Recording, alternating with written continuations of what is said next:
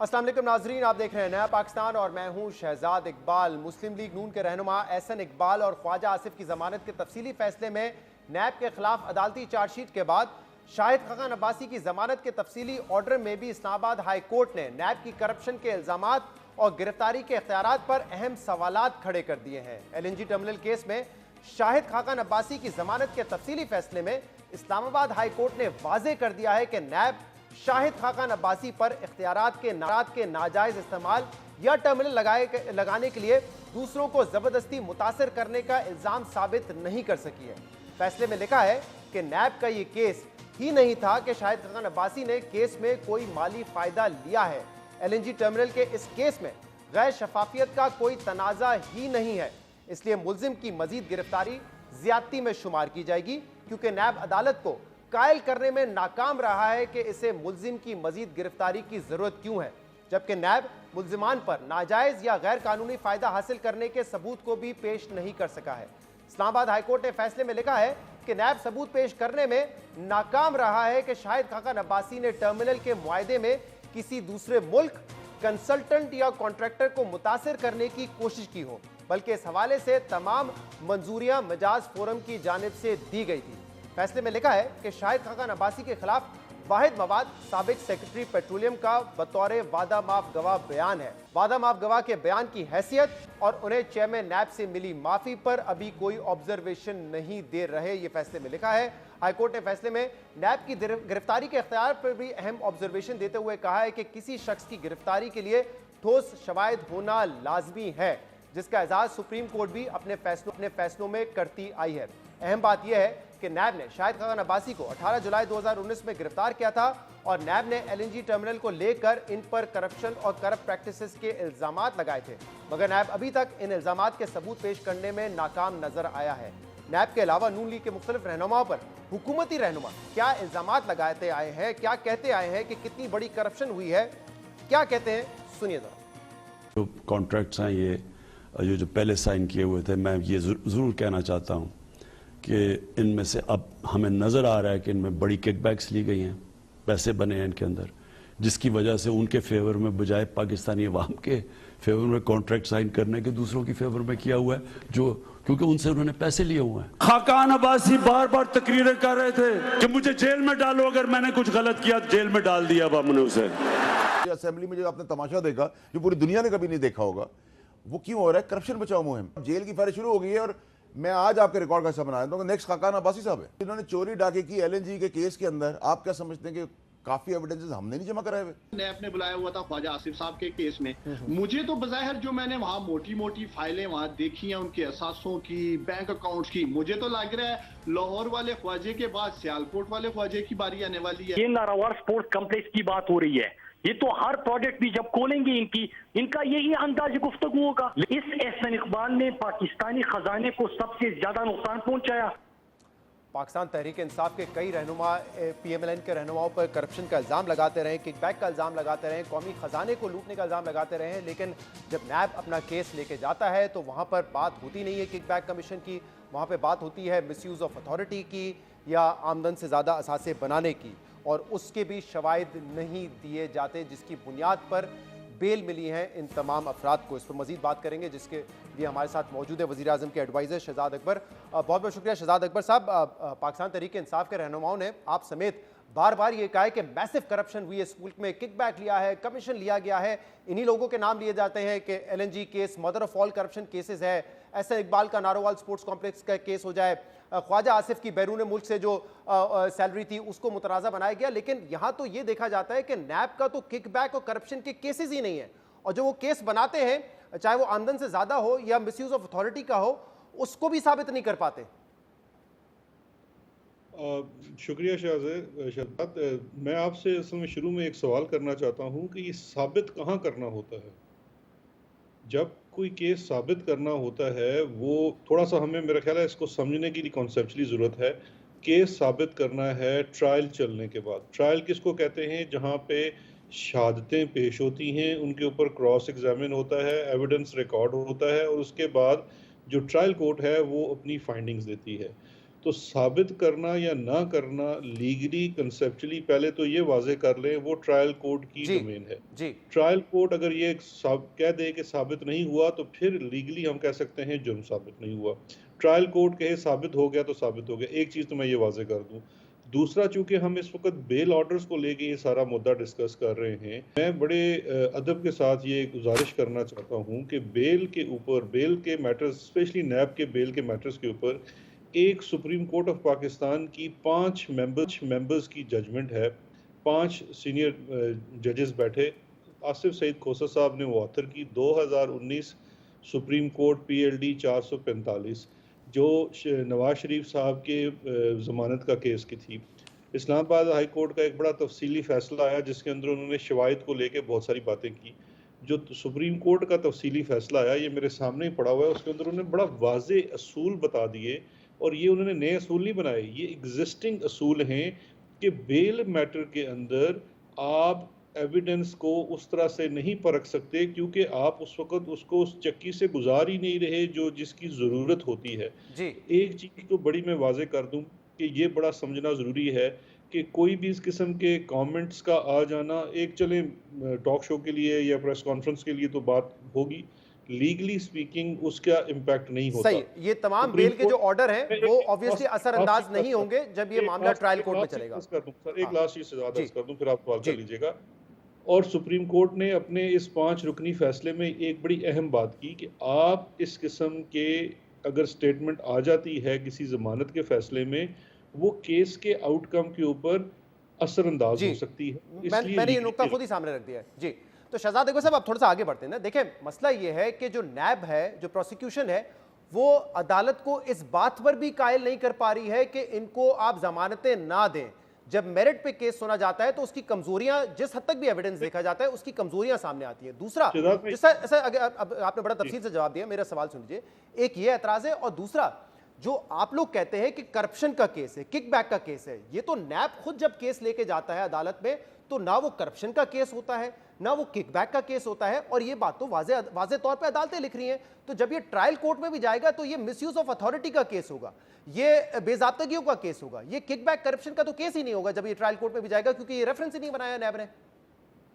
मैं ये दोनों चीज़ों के आपको जवाब देता हूँ। देखिए, 2 चीज़ें हैं। पहली तो चीज़ ये है कि फिर हमें बात वो लीगल उसमें करनी पड़ जाएगी। सेक्शन 9 है जिसके अंदर कंस्ट्रूड है कि अगर मिस यूज़ ऑफ अथॉरिटी भी है तो वो करप्शन और करप्ट प्रैक्टिसेस है। लेकिन मैं पहले इस चीज़ की तरफ आऊँ। एक और चीज़ जो आपने पहले आपके सवाल का हिस्सा था, देखिए, हिरासत जो है ये किसी को गिरफ्तार करना, मैं as a student of law भी और वैसे भी मैं ये समझता हूँ असूली तौर पे, और ये कानून की भी मंशा है कि दौरान तफ्तीश, इंक्वायरी या ट्रायल किसी भी मुलजिम का हिरासत में होने का वाहिद मकसद होता है कि उससे इन्वेस्टिगेशन की जाएगी। मैं आज भी आपके प्रोग्राम से पहले ये मैं ऑर्डर पढ़ रहा था बेल का, तो उसमें एक चीज़ लिखी हुई थी, जब जिसको हम कहते हैं कि जो उसका ऑपरेटिंग पैरा है, ऑपरेटिंग पैरा में लिखा हुआ है this is a case of further inquiry. और अब इनकी जो हिरासत है वो किसी भी सूरत इस तफ्तीश में मावनत नहीं दे सकती। असल तो असूल ये हैं ज़मानत के और रिहाई के। तो उसके अलावा जो एविडेंस की बात है, शहादतों की बात है, वो ट्रायल में होनी है। अब आ जाते हैं आपके सवाल के दूसरे हिस्से की तरफ। आपके सवाल का दूसरा हिस्सा जो मिस यूज़ ऑफ अथॉरिटी वाला है, उस पर भी मैं अर्ज़ कर देता हूँ। देखिए, 2 तरह की चीज़ें होती हैं। आपके जो corruption and corrupt practices define हुए हैं 12 सब सेक्शंस में सेक्शन 9 के अकाउंटेबिलिटी ऑर्डिनेंस के। उन 12 सब सेक्शन में से हर सेक्शन में चाहे किसी के एसेट्स, अगर वो पब्लिक ऑफिस होल्डर है, प्राइवेट आदमी होगा, आप हैं, आपके अगर असासे आपकी आमदन से ज़्यादा हैं, वो नैब का केस नहीं है, वो मैक्सिमम आपका FBR का मामला होगा।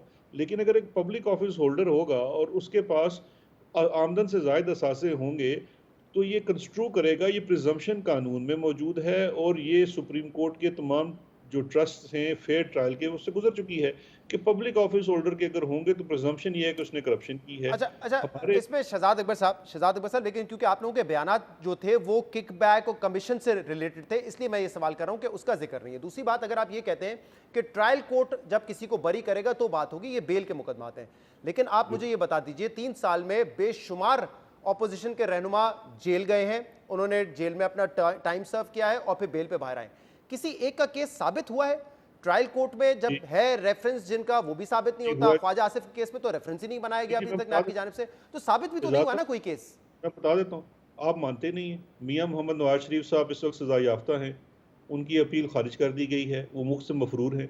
मैंने अकाउंटेबिलिटी कहा कोर्ट इन 3 सालों में, यानी कि आपकी हुकूमत के वो नवाज शरीफ साहब का फैसला उससे पहले आ चुका था, आपकी हुकूमत मैं से दो पहले आ चीज़ें चुका अर्ज करना चाहता हूँ। देखिए, पहली तो ये चीज़ है कि ये बड़ा ज़रूरी है कि हम याददाश्त के लिए ये चीज़ बार बार दोहराएं कि मियां नवाज शरीफ साहब सजा याफ्ता हैं और उनको ट्रायल कोर्ट से उनका जुर्म साबित हुआ है।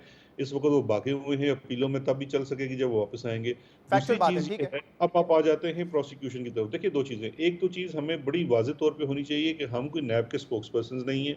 नैब एक इंडिपेंडेंट इदारा है, एक इंडिपेंडेंट कानून के तहत काम करता है। कानून भी पाकिस्तान तहरीक इंसाफ ने नहीं बनाया। पाकिस्तान तहरीक इंसाफ का एक ही इसमें किरदार है जो हमारा अपने वोटर से भी वादा था कि हम साफ और शफाफ इंसाफ चाहते हैं, और करे कोई और इदारा। देखिए, अगर तो शहजाद अकबर ने करना है या मेरे किसी और लीडर ने करना है, हम नहीं करते। शहजाद आप एक साहब, इंडिपेंडेंट इसमें मसला ये है कि जब कोई केस बनाया जाता है तो फिर जब प्रेस कॉन्फ्रेंस होती है तो ऐसा ही लगता है कि नैब की तर्जुमानी हो रही है। और दूसरा, मैंने अभी सुनवाया, फैसल वावडा कहते हैं कि अगली बारी शाहिद खाकान अब्बासी की है, उस्मान डार साहब कहते हैं ख्वाजा आसिफ की फाइलें मैंने देखी है, तो ऐसा ही लगता है कि नैब के तर्जुमान बात कर रहे हैं। देखें, वो मैं उस किसी की बात नहीं करता। मैं आपको सिंपल एक बात करता हूँ। सबसे ज़्यादा अपोजिशन को मेरी प्रेस कॉन्फ्रेंसेस की तकलीफ है। मैं कल मुल्क से बाहर था, मैं सुन भी रहा था, कुछ शख्स तो ये फरमा रहे थे कि जी अब मुझे जेल में भेज देना चाहिए कि केस गलत बने। तो उनसे ये पूछना चाहिए कि भाई साहब, मेरा उन केसेस से क्या ताल्लुक है।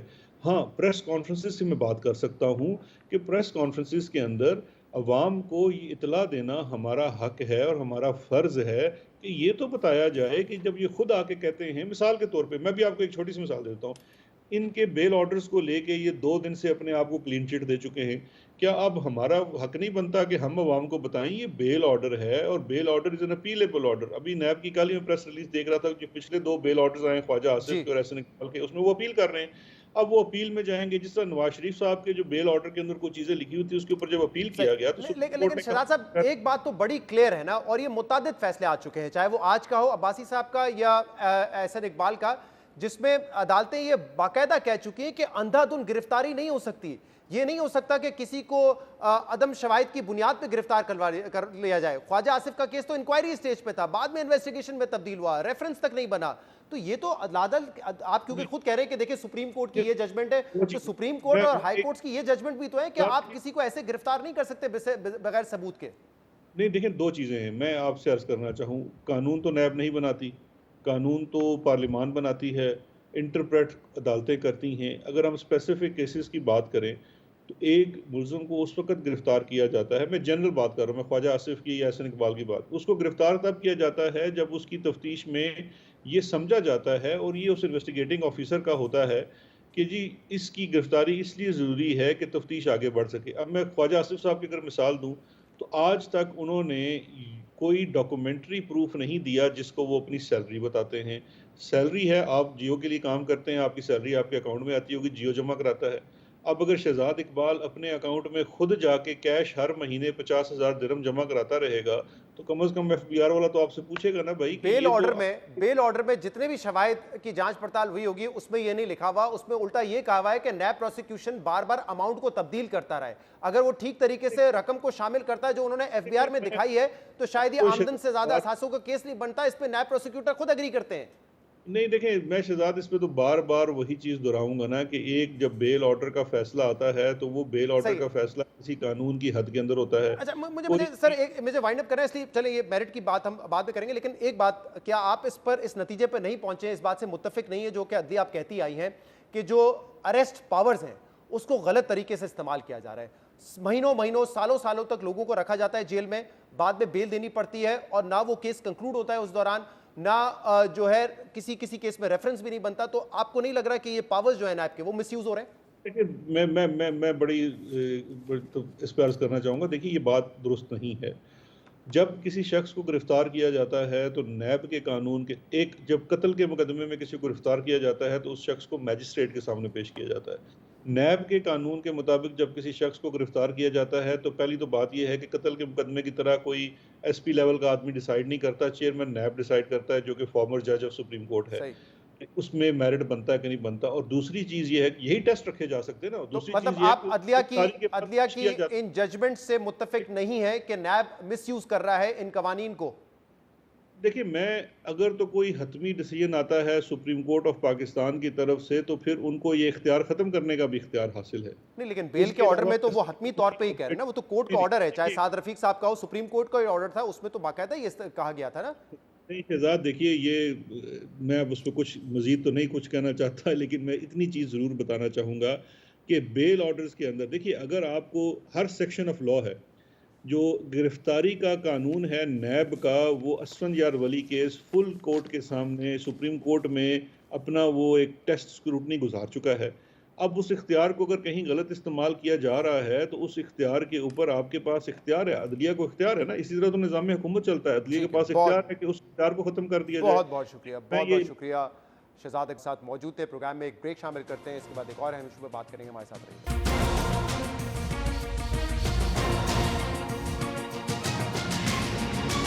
Welcome back. कुछ दिन पहले सोशल मीडिया पर दिल दहला देने वाली वीडियोस सामने आई हैं, जिनमें कुछ लोग ताकत के नशे में एक जोड़े को सेक्सुअली असॉल्ट कर रहे हैं, उन पर तशद्दुद कर रहे हैं और साथ ही दोनों को संगीन नताइज की धमकियां भी दी जा रही हैं। और ये लोग इतने बेखौफ थे कि वो अपनी इस गुंडागर्दी की वीडियो भी बनाते रहे। इन वीडियोस के सामने आने के बाद लोगों में कहीं गुस्सा है, कहीं परेशानी है, तो कहीं खौफ और हिरास फैला हुआ है कि हमारे माशरे में इस इस्लामाबाद में ये क्या हो रहा है। इस वाक़े के मरकज़ी मुल्ज़िम का नाम उस्मान मिर्ज़ा है।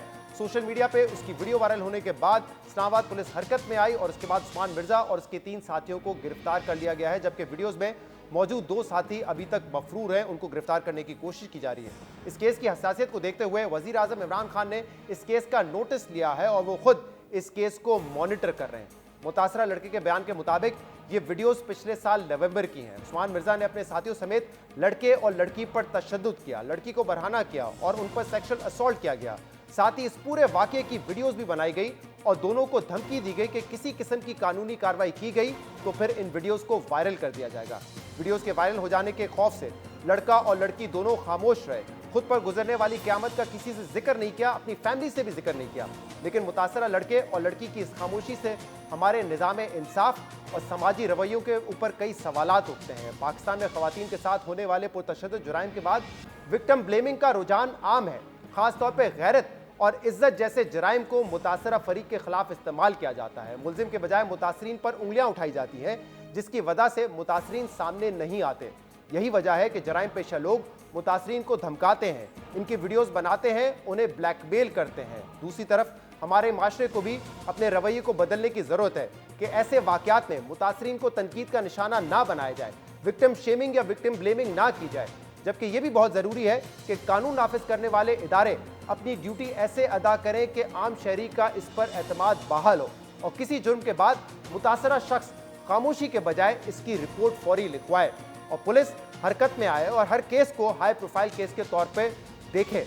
इस केस की तफ्तीश कहाँ तक पहुँची है, पुलिस अब तक कहाँ तक पहुँची और क्या क्या दिफात इस केस में लगाई गई है, इस पर बात करने के लिए हमारे साथ एसएसपी इन्वेस्टिगेशन अताउर रहमान साहब मौजूद हैं। अताउर रहमान साहब, बहुत बहुत शुक्रिया, आपने हमें ज्वाइन किया। सबसे पहले तो जब ये वीडियोस वायरल हुई उसके बाद पुलिस फौरी तौर पर हरकत में आई है, जो मरकजी मुल्जिम है उसको गिरफ्तार किया गया है, उनके साथियों को भी गिरफ्तार किया गया है, तो ये पुलिस ने बड़ा अच्छा काम किया है।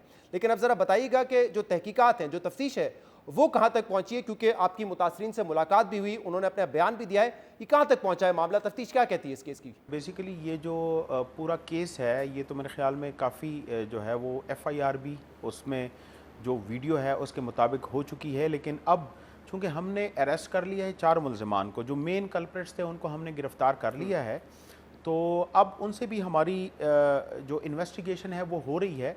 इसके अलावा जो विक्टिम्स थे वो शुरू में तो बिल्कुल सामने नहीं आ रहे थे, चूँकि सोशल टेबूज़ हैं कुछ और सोशल बैरियर्स हैं जी, तो उनसे हमने कांटेक्ट करने की कोशिश की और आखिरकार हमने उनसे कांटेक्ट मैंने कर भी लिया। मैं ख़ुद उनसे मिला, उनको सपोर्ट किया, उनको इवन पूरी पाकिस्तानी कौम, सोसाइटी, मीडिया, स्टेट सब का बताया कि सारे आपके साथ खड़े हैं, तो आपने बोल्डली जो भी आपके साथ ज़्यादती हुई है आप अपने हमें बताना है ताकि हम आपको सपोर्ट कर सकें। And now they are willing कि वो हमें जो है प्रॉपरली इन राइटिंग जो भी उनकी स्टेटमेंट है वो हमें देंगे, तो वो जो भी होगी हम अकॉर्डिंगली इस केस को मज़ीद आगे बढ़ाएंगे। ये बड़ी इंपॉर्टेंट आप बात करें, और क्योंकि आपकी मुलाकात भी हुई है जो विक्टिम्स हैं, जो मुतासरीन हैं, उनसे भी, उनकी फैमिली से भी। लोग भी इस वक्त ये सोच रहे होंगे कि हम देखकर गुस्सा भी आता है, परेशानी भी होती है, खौफजदा भी होते हैं, तो सोचे कि इस वक्त मुतासरीन किस हालत में होंगे, उनकी फैमिली किस हालत में होगी, लेकिन उनको ये एश्योरिटी आपने करवाई है कि विक्टिम ब्लेमिंग या विक्टिम शेमिंग ना करें इन मुलजिमान इन मुतासरीन की, बल्कि इनको सपोर्ट करने की ज़रूरत है क्योंकि जुल्म हुआ है इनके ऊपर। जी एग्जैक्टली हमने जाके जितने भी मेरे साथ और ऑफिसर्स भी थे, तो मैंने उनको यही पुलिस की तरफ से ये यकीन दिलाया और स्टेट की तरफ से स्पेशली कि जो हमारे अगेन मैं वही कहूँगा सोशल टेबूज़ कि सोशल टेबूज़ के आपने बिल्कुल उसकी परवाह नहीं करनी। आपके साथ जुल्म हुआ है, आपके साथ ज़्यादती हुई है, तो बजाय इसके कि आप इस पर शर्मिंदा हों, उनकी फैमिली को मैंने एहसास दिलाया कि बजाय इसके कि आप उनको किसी ऐसी नज़र से देखें, उनको सपोर्ट करें। आप इनको सपोर्ट करेंगे, इनका हौसला बढ़ेगा, तो ये फोर्थ कमिंग होंगे, हमें स्टेटमेंट भी देंगे, और जब ये स्टेटमेंट देंगे तो आगे जो कन्विक्शन होगी वो भी उसी बेस तो पे अब तक आपकी जो बातचीत हुई है वो स्टेटमेंट बाकायदा नहीं रिकॉर्ड किया गया है? जी, वो अभी शॉर्टली वो भी बयान वो रिकॉर्ड कर लेंगे, क्योंकि अभी तक वो इस हवाले से भी थोड़े से रिलक्टेंट थे और शायद थे, लेकिन अब वो इस बात पे राजी हो गए हैं कि उन्होंने अभी स्टेटमेंट दे देनी, वो राजी हो चुके हैं। अब ज़रा मुझे बताइएगा कि इस केस की, क्योंकि मुख्तलिफ वर्जन्स चल रहे हैं सोशल मीडिया पर भी, मीडिया पर भी,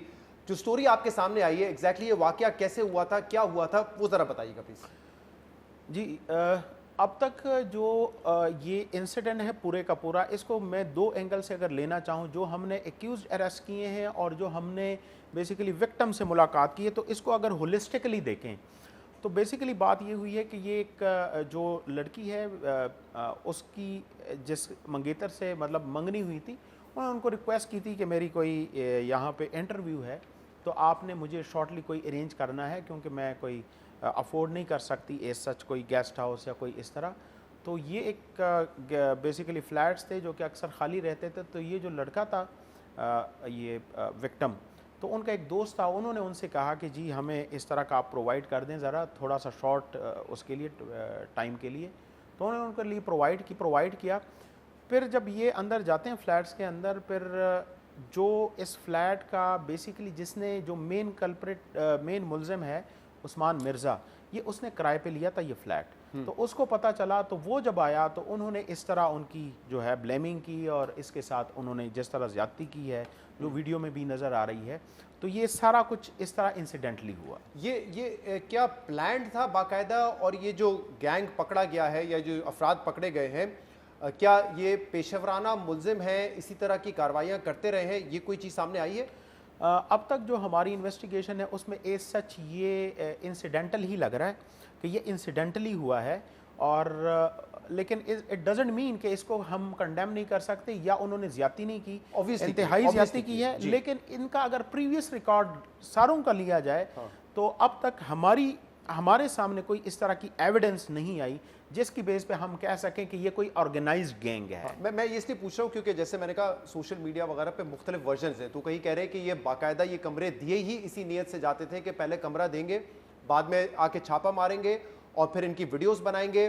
कहीं पे इन्होंने कैमरेज भी नस्ब किए हुए हैं और फिर उन वीडियोस के जरिए इनको ब्लैकमेल किया जाएगा विक्टिम्स को, इस तरह का वर्जन है। तो ये चीज़, ये पहलू इस स्टोरी में सामने आया तफ्तीश में? जी बेसिकली इसी एंगल से हम इन्वेस्टिगेट कर रहे हैं। लेकिन जो हमारे पास मुल्ज़िमान है, अब मज़ीद हमने 4 दिन का रिमांड मज़ीद ले लिया है, तो एक तो उनसे इन्वेस्टिगेशन होगी, दूसरा जब कंप्लेनेंट्स यानी जो विक्टिम्स हैं वो जब इन राइटिंग हमें कोई स्टेटमेंट देंगे फाइनल, तो वो उससे फिर ये बात सामने आएगी और उसको सारा मतलब होलिस्टिकली देख के हमें अंदाज़ा होगा whether it is an organized system of their way या ये इंसिडेंटली हुआ। लेकिन जो अब तक हमारी तफ्तीश है, again I would repeat it, कि उसमें ये चीज़ कोई ऑर्गेनाइज सामने नहीं आ रही। हो सकता है उनके इंडिविजुअल एक्ट्स भी हों, उन्होंने कोई टिकटॉक वीडियोस भी बनाई हों, तो वो, लेकिन इस तरह का फेल जो है वो अभी तक हमें कोई सामने नज़र नहीं आया इससे पहले कोई। और जो आपकी मुतासरीन से बात हुई, क्या उनको इन वीडियोस पर ब्लैकमेल भी किया गया था इस तरीके से कि अगर आपने आवाज़ खोली तो फिर हम ये वीडियोस लीक कर देंगे, या उनसे पैसे वसूल किए गए ब्लैकमेल करके? जी, उन्होंने अपने फ्लाइंग रिमार्क्स में इस तरफ इशारा ज़रूर किया है कोई, लेकिन चूँकि अगेन कंक्लूसिवली जब उनकी स्टेटमेंट नहीं आई तो इस पर ज़्यादा मेरे ख़्याल में मैं तबसरा इसलिए नहीं करूँगा कि फिर शायद मतलब जो उनकी तरफ से स्टेटमेंट आएगी हमारे लिए वही मैटर करेगी। जहाँ तक एक्यूज हैं तो उनसे भी हम इस एंगल से ऑलरेडी तफ्तीश कर रहे हैं। तो अगर इस तरह की कोई चीज़ सामने आती है तो इसके लिए जो सेक्शंस हैं लॉ में वो भी मजीद इस FIR में ऐड होंगे। सही। अब जरा उन दफात पर आ जाते हैं जो कि लगाई गई हैं। इसमें 354A है जो कि कानून है किसी खातून को मजबूर करना कि वो बेलबास हो जाए। इसकी सजाए मौत भी है और इसकी उम्र कैद भी है और ये नाकाबिले ज़मानत है, नॉन बेलेबल ऑफेंस है। ये सबसे मुझे जो बाकी दफात लगाई गई उस पर सबसे ज़्यादा मजबूत ये दफात लगती है। ज़रा बताइएगा इसके बारे में कि जो एविडेंस है अब तक आपके पास इन वीडियोज़ को देखते हुए वो कोर्ट में भी एडमिसिबल है और बड़ा क्लियर कट केस है कि उसको ज़बरदस्ती बेलिबास किया गया है। जी बिल्कुल, इसमें तो बड़ा टेंजिबल और फोरेंसिक एविडेंस मौजूद है।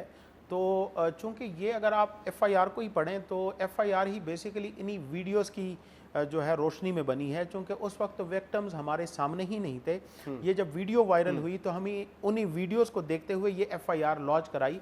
तो उनसे जो है बेसिकली ये जो एक ऑफेंस है 354A, तो वो उनके जो एक्ट्स हैं उनको सामने रखते हुए ये अट्रैक्ट होता है, तभी हमने लगाया जिसकी सज़ाए मौत है ज़्यादा से ज़्यादा और कम से कम सज़ाए उम्र कैद है। सही है। ये ज़रा बताइएगा कि जो रेप की दफात लगाई गई है इस केस में, क्योंकि इस वीडियो के कुछ हिस्से में ये सुना जाता है कि जो मुल्जिमान थे वो उन लड़के और लड़की को मजबूर कर रहे थे कि वो सबके सामने वीडियो पर जिनसी ताल्लुकात कायम करें, सेक्सुअल एक्ट्स करें।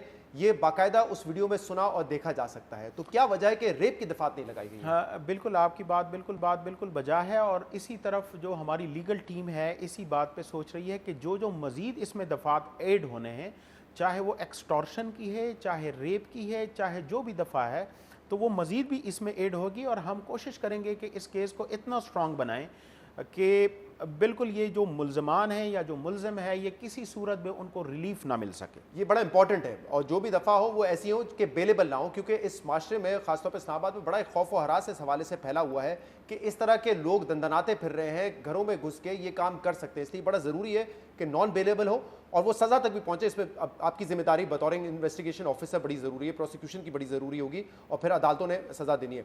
लेकिन ये भी एक सवाल उठाया जा रहा है कि जब इस क्राइम की वजह से शहर में, माशरे में खौफ और हरास फैला है तो इस पर एंटी टेररिज्म की दफ़ा क्यों नहीं लगनी चाहिए? बेसिकली ATA की जो दफ़ा है वो हाई कोर्ट सुप्रीम कोर्ट की जजमेंट्स हैं, उनमें उन्होंने उसका दायरा कार बड़ा क्लियर कर दिया है। तो अब उस पर भी हमारी मुशावरत जारी है, लेकिन अभी तक जो हमारी मुशावरत हुई है इस सच ये अट्रैक्ट नहीं करती लेकिन अगर ये अट्रैक्ट करेगी तो ये और भी अच्छा हो जाएगा। लेकिन ज़ाहिरी बात है कि हम सिर्फ जो हमारा कॉमन सेंस है, चूँकि लॉ बेसिकली कॉमन सेंस की प्रोडक्ट ही होती है, लेकिन जब लॉ बनता है तो फिर कॉमन सेंस साइड पे रख दिया जाता है क्योंकि लॉ बन गया है।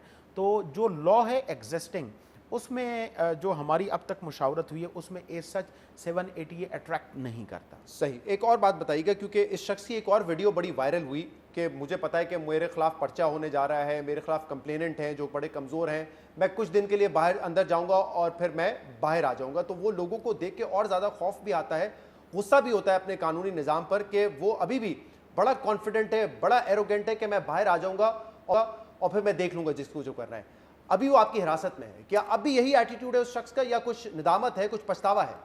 नहीं, बहुत ज़्यादा पछतावा है और बहुत ज़्यादा निदामत है। उसका जो अंदाज़ है वो भी बिल्कुल ठीक ठाक हो गया है जिस तरह होना चाहिए।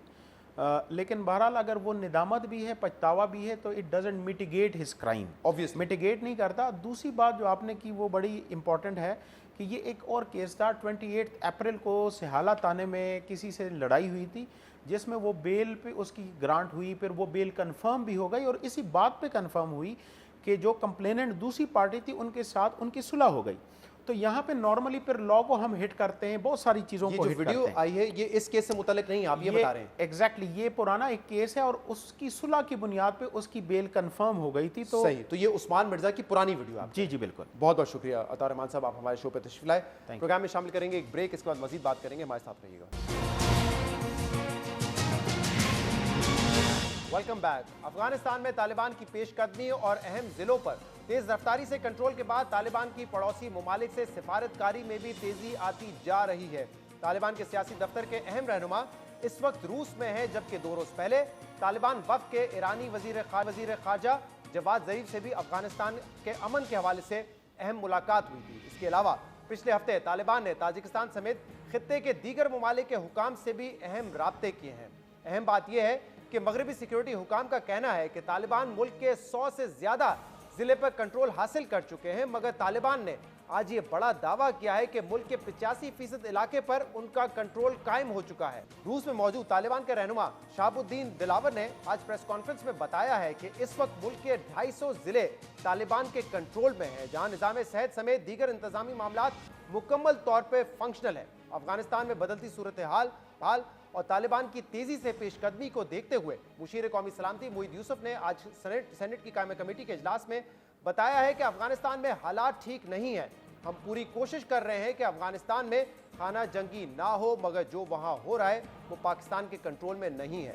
अफगानिस्तान से अमरीकी इनखला ने खित्ते के ममालिक को तशवीश में मुब्तला कर दिया है, मगर इसके बावजूद अमरीकी सदर जो बाइडन ने कल अपने पॉलिसी बयान में अपने फैसले का भरपूर दिफा करते हुए कहा है कि अमरीकी अफवाज 31 अगस्त तक अफगानिस्तान खाली कर देंगे।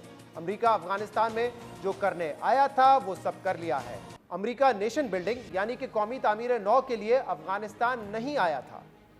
Our military mission in Afghanistan will conclude on August 31st. The United States did what we went to do in Afghanistan, to get the terrorists who attacked us on 9/11 and deliver justice to Osama bin Laden, and to degrade the terrorist threat to keep Afghanistan from becoming a base from which attacks could be continued against the United States. We did not go to Afghanistan to nation build. To be clear, countries in the region have an essential role to play in supporting a peaceful settlement. We'll work with them. Is the Taliban takeover of Afghanistan now inevitable? No, it is not. It's up to the people of Afghanistan to decide on what government they want, not us to impose the government on them. If this isn't a mission accomplished moment, what is it in your No, view? there's no mission accomplished. अमरीकी सदर जो Biden ने अफगान हुकूमत को यकीन दिलाया है कि अफगानिस्तान की सिविलियन और ह्यूमैनिटेरियन इमदाद जारी रखी जाएगी। ऐसी सिफारतकारी करेंगे ताकि तशद्दुद का खात्मा हो सके। खित्ते के ममालिक का इसमें अहम किरदार है। अहम बात यह है कि जब से अमरीका ने इनखला की हतमी तारीख दी है, उसके बाद से तालिबान इतनी तेज़ी से आगे बढ़ रहे हैं और अफगान फोर्सेज इतनी तेज़ी से हथियार डाल रही हैं जिसकी तालिबान खुद उम्मीद नहीं कर रहे थे। और इस सूरत हाल का सबसे दिलचस्प पहलू यह है कि इस वक्त तालिबान का फोकस उन अजला पर है जिनकी सरहदें दूसरे ममालिक से मिलती हैं। तालिबान ने कल अफगानिस्तान के मगरबी सूबे हेरात में ईरानी सरहद पर सबसे बड़ी तजारत क्रॉसिंग इस्लाम किला पर भी कंट्रोल हासिल कर लिया है, जबकि ताजिकिस्तान सरहद की तरह यहाँ भी अफगान फोर्सेज मुजाहिमत के बजाय सरेंडर करके ईरानी सरहद के पार चले गए। ईरानी सरहद पर कंट्रोल से पहले तालिबान सूबा बदख्शां पर कंट्रोल के बाद चीन और ताजिकिस्तान बॉर्डर पर भी कंट्रोल हासिल कर चुके हैं। तालिबान की सरहदी इलाकों पर कंट्रोल हासिल करने के पीछे क्या हिकमत अमली है, इस पर तज्जिया हासिल करेंगे, जिसके लिए हमें ज्वाइन किया है सहाफ़ी और तज्जियाकार ताहिर खान साहब ने। ताहिर साहब, बहुत बहुत शुक्रिया, आपने हमें ज्वाइन किया। कल यूएस प्रेसिडेंट जो बाइडन साहब ने अपनी पॉलिसी दोबारा बता दी है कि 31 अगस्त तक अमेरिका का मुकम्मल इनखला हो जाएगा। जब उनसे पूछा गया कि क्या तालिबान का टेक ओवर अब इनेविटेबल हो चुका है जितनी तेज़ी से वो आगे बढ़े, तो उन्होंने कहा नहीं, ऐसा नहीं है। लेकिन जो सूरत हाल तालिबान बता रहे हैं, आज उनका जो तर्जुमान थे उन्होंने कहा है कि 85% कंट्रोल यानी कि 250 जिले का कंट्रोल हमारे पास है। तो आपको क्या लग रहा है, इनेविटेबल है कि तालिबान टेक ओवर कर लेंगे या नहीं है? बहुत शुक्रिया आपका। मेरी नज़र में जो अमरीकी सदर ने ये वाली बात की है, तो कुछ मुझे जो जब मुज़ाकरात हो रहे थे उस वक्त एक मुज़ाकराती टीम के मेंबर ने ये बताया था कि उसमें एक शक है जो कि पब्लिक नहीं हुआ, और वो ये है कि काबल कोई भी ना अमरीकी ना तालिबान के मुखालिफिन ग्रुप जो है वो मुसल्ला होकर वहाँ पे कब्ज़े कंट्रोल की कोशिश नहीं करेंगे। तो मुमकिन है कि अमरीकी सदर ने उसी शक की तरफ इशारा किया है। और आपको याद होगा 2 दिन पहले तालिबान के तर्जुमान सुहेल शाहीन ने भी किसी गैर मुल्की टीवी को कतर में इंटरव्यू में कहा था कि उनका काबल लेने का कोई इरादा नहीं है। तो मेरे ख्याल में कुछ न कुछ तो वो मुफाहमत है। दूसरी है कि तालिबान ने जिस तरह आपने कहा कि अजला पे तो कंट्रोल किया है, लेकिन अब तक उन्होंने किसी सूबाई मरकज़ पे, हालांकि बादगीस जो है सूबा, उसके तमाम अजला उनके कंट्रोल में है, लेकिन उनका जो कैपिटल है सूबे का, उसमें तालिबान घुस गए थे, लेकिन वहाँ पे लड़ाई हो रही, लेकिन वो अभी तक उन्होंने कंट्रोल नहीं किया। तो मेरे ख्याल में अभी तक जो मेरी नज़र में जो मैं देखता हूँ, उनकी पॉलिसी अजला पे कब्जा करना है ताकि वो एक अच्छी और एक पोजीशन के साथ अगर मुज़ाकरात किसी स्टेज पे दोबारा बहाल होते हैं, शुरू होते हैं, तो उनकी पोजीशन मज़ीद स्ट्रांग हो, मजबूत हो। तो मेरा ख्याल नहीं है कि काबुल पे वो जाएंगे, क्योंकि उनको पता है। आज अमेरिकी सदर ने भी कहा, और अभी एक इंटरव्यू भी BBC पे उसका आ रहा था ज़ल्मी खलीलज़ाद का, और वज़ीर-ए-आज़म पाकिस्तान ने भी कहा है कि जो हुकूमत अगर बज़ोर बनेगी तो कोई उसको तस्लीम नहीं करेगा। और जो ज़ल्मी खलीलज़ाद ने किया था, अगर वो बज़ोर जाते हैं काबुल तो कोई उसको तस्लीम नहीं करेगा। तो मेरे ख्याल में तालिबान को भी ये थोड़ा सा ये है कि अगर इस दफ़ा वो बज़ोर कंट्रोल करेंगे तो शायद कोई भी पाकिस्तान, सऊदी अरब और मुत्तहिदा अरब इमारात जिन्होंने तस्लीम किया था वो भी शायद उनको तस्लीम ना करें। इन 3 ममालिक ने तो पहले तस्लीम किया था, अब आप कह रहे हैं कि वो तस्लीम नहीं करेंगे, अगर बज़ोर ताकत ही आएंगे। लेकिन अभी जो सिफारतकारी के ऊपर भी हम देख रहे हैं कि तालिबान की मुलाकात हो रही है ईरान में जाके, वहाँ के वज़ीर ख़ारजा से रूस में मुलाकातें हो रही हैं। तो क्या ये जो ममालिक है और तालिबान से ये मुलाकात इसलिए कर रहे हैं क्योंकि उनको पता है कि मुमकिन है ये बात कि तालिबान मुकम्मल कंट्रोल हासिल कर लें? क्या इन तमाम ममालिक ने एक्सेप्ट कर लिया है इस रियलिटी को? किसी हद तक तो बिल्कुल कबूल किया है इसी हकीकत को, लेकिन मेरी जो सोच है, रूस और ईरान ये इस वक्त मेरी नज़र में तालिबान के बहुत ही बाएतमाद नए इत्तेहादी बन गए हैं। रूस ही वो वाहिद मुल्क है जिसने सबसे पहले तालिबान को बैनुल-अक़वामी जो एक रिकग्निशन आप कहें या जो भी कहें, जब उन्होंने 11 ममालिक के एक कॉन्फ्रेंस में तालिबान को मदऊ किया था पहली मरतबा 2018 में, जब तालिबान की अमेरिका के साथ मुज़ाकरात का आगाज़ हुआ था। तो ये पहली मरतबा है कि तालिबान के लोग वहाँ आए, उन्होंने मीडिया से बात भी की। फिर ईरान के साथ, ईरान अभी तक अमन अमल से वो दूर रहा। ईरान वाहिद मुल्क है कि जिन्होंने 12 सितंबर को जब बैनुल-अफ़गानी मुज़ाकरात शुरू हुए थे गुज़िश्ता साल, वाहिद मुल्क है ईरान के वो उसमें नहीं गया था। पाकिस्तान ने उनको कन्विंस किया है। जब वो भी ईरान के जो स्पेशल नुमाइंदा ख़ुसूसी आए थे इब्राहिम ताहिरियान, पाकिस्तान ने उनसे कहा कि आप जो भी चाहेंगे हम तैयार है, जो भी आपकी तजवीज़ हो। तो ये जो भी ईरान में तालिबान और अफ़गान हुकूमत के कुछ नुमाइंदे मिले हैं, इसमें पाकिस्तान की तजवीज़ भी शामिल थी, और आज पाकिस्तान ने बाज़ाब्ता तौर पर इसका खैर मकदम भी किया है वज़ारत ख़ारिजा के बयान में। तो ईरान भी अब चाहता है कि वो एक फ़ाल रोल और किरदार अदा करे अमन अमल में। तो एक तो ये है। आज मैंने सुना है कि कतर का जो स्पेशल एनवॉय है वो पाकिस्तान आज आया है, और वो 2 दिन काबुल में भी थे। तो सफारती इसलिए ये जो एक्टिविटीज़ है ज़्यादा हुई है कि सबको परेशानी है, सबको तशवीश। सर आपने खुद कहा कि तालिबान, देखो ना, आपने चीन का जिक्र किया, सिंकियांग सूबे के साथ है जो बदख्शान वाखान ज़िले पे जो कब्जा किया तालिबान ने। फिर आपने कहा कि ताजिकिस्तान में जो शेर खान बंदर है जो आने जाने का रास्ता है और तिजारती है। फिर कल ईरान वाला इस्लाम कला जो है। फिर बादगीस जो है वो तुर्कमेनिस्तान के साथ है, और बादगीस का सिर्फ जो सूबाई कैपिटल जो शहर है, उसके अलावा ये गवर्नर ने खुद बयान दिया है बादगीस का कि तमाम अजला वो तालिबान के कंट्रोल में है। तो तालिबान आप और पाकिस्तान के करीब भी है। तो वो आपने कहा इसके पीछे अगर आप मुख्तसर बता सकें तारिक खान साहब कि क्या हिकमत अमली है कि जो बॉर्डर एरियाज है अजला वहां पे जाके कंट्रोल संभाल रहे हैं, और माजी में ये स्ट्रॉन्ग होल्ड नहीं रहा है तालिबान का? जी हाँ, बिल्कुल आपने सही कहा। शुमाल कभी भी नहीं रहा। तालिबान 1994 में कंदहार से मुल्ला उमर ने तहरीक का आगाज़ किया, पश्तून एरिया है। फिर तालिबान ने अमरीकियों के ख़िलाफ़ भी अपना जो मुसल्लह उनकी वो जंग है वो भी उन्होंने पक्तिया से शुरू किया था, जो पाकिस्तान के करीब पश्तून इलाका है। लेकिन वो शुमाल में मौजूद थे, वो कुंदूज में भी थे, वो दूसरे वो तैयारी कर रहे थे। सही। और उनकी स्ट्रेटजी थी कि एक वक्त आएगा कि जब वो जाएंगे तो अब वो जनाब शुमाल में अक्सर जो सूबे हैं जिसमें नान पश्तून है, जिसमें ताजिक है, जिसमें उज़्बक है, वहाँ पे उनका बहुत ज़्यादा कंट्रोल। ये उनकी स्ट्रेटजी थी कि पश्तून से लेकर के ये शुमाल तक पहुंचेंगे। उनके ये असल में वो जो आप देखें ना, कल इस्लाम कला पे जब कब्जा किया तो पूरी दुनिया ने उसको रिपोर्ट किया, क्योंकि बस वक्त थोड़ा कम रह गया। बहुत बहुत शुक्रिया ताहिर खान साहब, अपना तजिया बता रहे थे इस वक्त जो सूरत हाल है उस पर। आज के प्रोग्राम में इतना ही, इजाज़त दीजिए, अल्लाह हाफ़िज़।